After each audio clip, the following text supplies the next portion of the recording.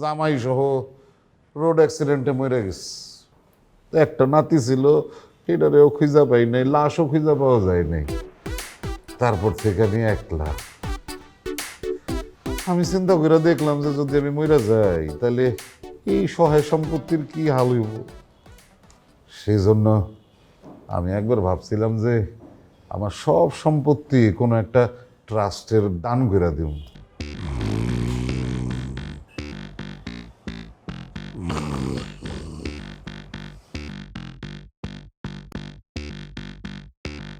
কর্তা আমার ডাকছেন? কর্তা,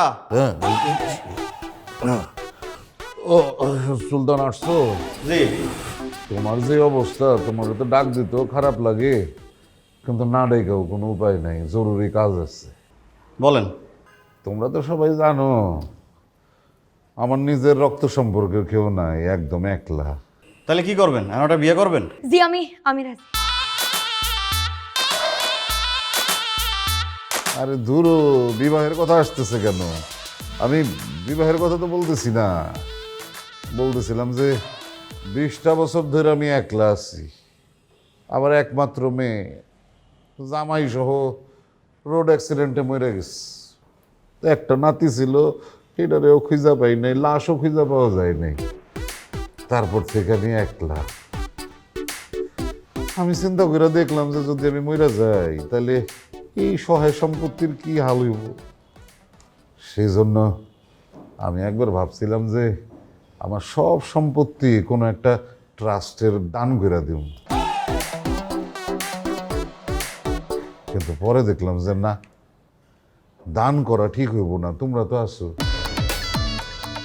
সেই জন্য আমি ঠিক করছি এই আমার সকল সম্পত্তির হানিফ তোমারে।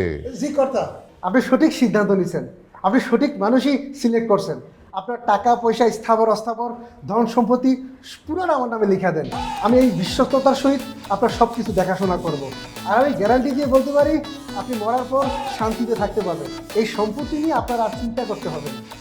আরে সব সম্পত্তি তোমারে দিব না, সম্পত্তির 10% আমি দিব তোমারে। হ্যাঁ, আর এই যে সুলতান, তোমার জন্য 10%। জি কর্তা, ধন্যবাদ। আর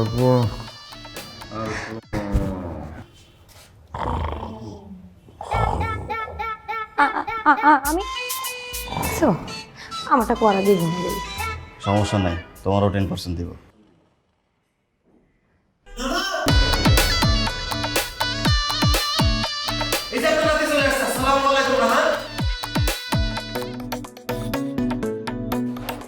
ওয়ালাইকুম সালাম। তুমি কে বাবা যে আমার নানা বলে ডাকতেছো? না আমি প্রিন্স। আপনার রক্ত আপনার সামনে চলে এসেছে, আপনি টের পাচ্ছেন না? শুকে দেখেন, আপনি নিজের রক্ত না, আমি প্রিন্স। কর্তা, আমি তো রক্তের গন্ধ পাচ্ছি না, আমি সরিষার তেলের গন্ধ পাইতেছি। আপনার ঘ্রাণ শক্তিতে সমস্যা আছে। রাখ তো সরিষার তেলের গন্ধ।